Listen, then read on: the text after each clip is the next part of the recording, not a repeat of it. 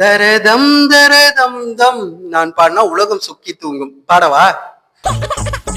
கேவலமா இருக்குல்ல? கண்டிப்பா பாட மாட்டேன். இப்ப இல்ல, இந்த வீடியோ முடியறவர்களும் பாட மாட்டேன். ஆனா வீடியோ முழுசா பார்த்துட்டு என்ன சொல்ல வரேன்னு பார்த்துட்டு உங்களோட கமெண்ட்டை கண்டிப்பா தெரியுவீங்க. இது உங்களுக்கான வீடியோ. உங்களில் ஒருத்தர் நான் பேசுறேன், கண்டிப்பா கேளுங்க. வணக்கம், நான் உங்கள் புருஷன். இன்னைக்கு என்ன பேச போறேன்னா, ஒரு பொண்ணு பாடுது. ஒரு பொண்ணுன்னு இல்ல, இனிமேட்டுக்கு பாட போற அத்தனை பொண்ணுங்களும் படுத்தா மட்டும்தான் வாய்ப்புன்னு எழுதப்படாத சட்டம் வந்துருச்சு. உங்களுக்கு தெரியுமா? ஏன் இவ்வளவு கேவலமா பேசுறேன்னு நினைக்கிறீங்களா?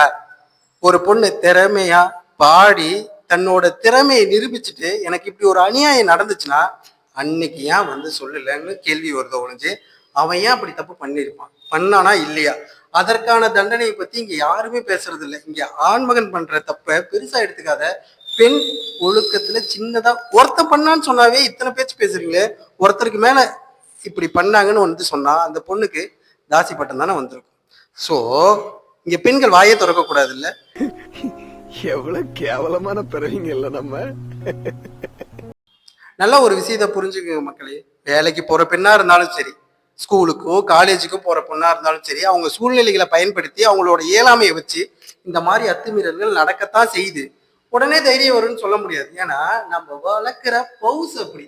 நம்ம அப்படியே வளர்த்து உள்ளுக்குள்ளேயே பொத்தி பொத்தி பொத்தி இது நடந்தா உனக்கு தான் அவமானம்னு சொல்லி வளர்க்கறதுனால வெளியே சொல்ல தயக்கம் வருது.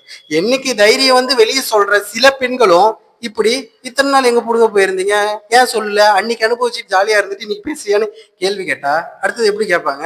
சோ என்ன நடக்கும்னா, கடைசியா யார் வெளியே போய் சொன்னாலும் நாங்க தான் இங்க கிங்கு, நாங்க எடுக்கிறதா முடிவு, இல்லைன்னா பேன் பண்ணிடுவோம், பாட விட மாட்டோம்னா படுக்கிறவங்களுக்கு மட்டும்தான் பாட்டு பாட முடியுங்கிற சூழ்நிலைய இந்த நாயங்களா உருவாக்கிட்டாங்க. நீங்க ஹீரோவா நினைக்கிறவங்க அத்தனை பேரும் ஏன் யாரை தக் லைஃப்னு ஒரு படம் தான் வந்துச்சு. அந்த படத்துல நீங்க தமிழ்ல தான் முதல் மரியாதைன்னு சொல்லி கர்நாடகாவோட மதிப்பு கேட்க மாட்டேன்னு சொல்லி உங்க ஹீரோயிஸ்ட காட்டுனீங்க.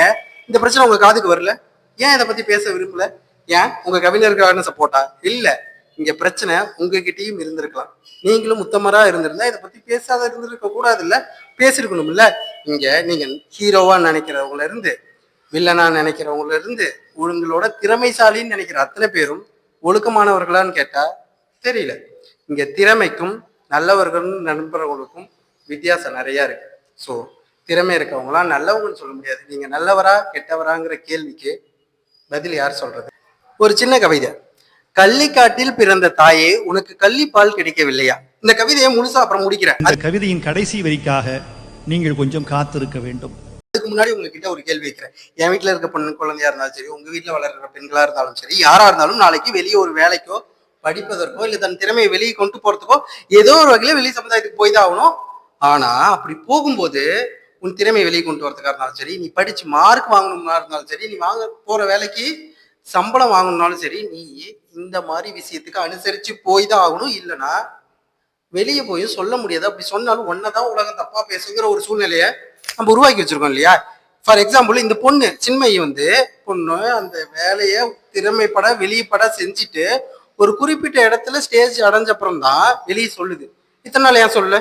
அப்ப இத்தனை நாள் உனக்கு வேணுங்கிறதுனால அட்ஜஸ்ட் பண்ணி போனியா அப்படின்னு கேள்வி கேட்கிறேன். எல்லாத்துக்கும் ஒரே ஒரு கேள்வி கேட்கிறேன்.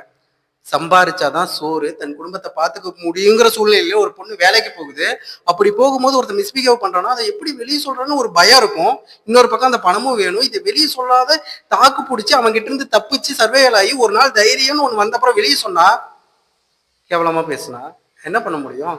இந்த பொண்ணுக்கு நடந்தா இதை வெளியே சொன்னப்புறம் உன் மேலதான் தப்புன்னு அந்த வேலையை விட்டு தூக்கிட்டு சோத்துக்கே வழி இல்லாம பண்ணிட்டு ஏதோ ஒரு வகையில இன்னைக்கு திருப்பியும் வந்து அந்த பொண்ணு பாடுது.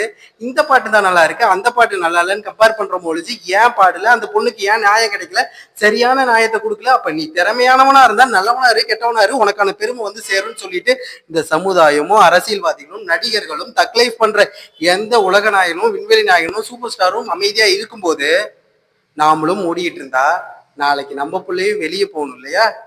ஸோ இதுக்கு எல்லாத்துக்கும் பதில நீங்க சொல்லுங்க கமெண்ட்ல. இது நம்மளுக்கான பதிவு. இந்த சமுதாயம் பெண்ணியல் சார்ந்த சமுதாயம், அதை புரிஞ்சு நடந்துக்கணும். நம்ம பொண்ணுங்கள்லாம் வெளியே போய் அடுத்த கட்டத்துக்கு முன்னேறினா மட்டும்தான் அடுத்த தலைமுறை தலை நிமிரும் ஒழுக்கமா. ஸோ பதில் உங்களோடது. வீடியோ பிடிச்சிருந்தா மறக்காம லைக் பண்ணுங்க, சப்ஸ்கிரைப் பண்ண மறந்துடாங்க, ஷேர் பண்ணுங்க. அப்புறம் அந்த கவிதை மறந்துட்டல. கள்ளிக்காட்டில் பிறந்த தாயே உனக்கு கள்ளிப்பால் கிடைக்கவில்லையா? ஆண்மகன் என்று விட்டு விட்டாயோ? மகன் வாங்கி வந்த வைரமும் முத்துவும் கூட பல பெண்களின் கண்ணீரால் நிரம்பியதோ என்னவோ அவனுக்கு மட்டும்தான் தெரியும். உனக்கும் தெரிந்திருக்கலாம், உங்களுக்கும் தெரியும், உங்களுக்கும் தெரியும் என்று நினைக்கிறேன். முடிஞ்சா கமெண்ட்ல சொல்லுங்க, இது யார் மேல தப்பு. நன்றி.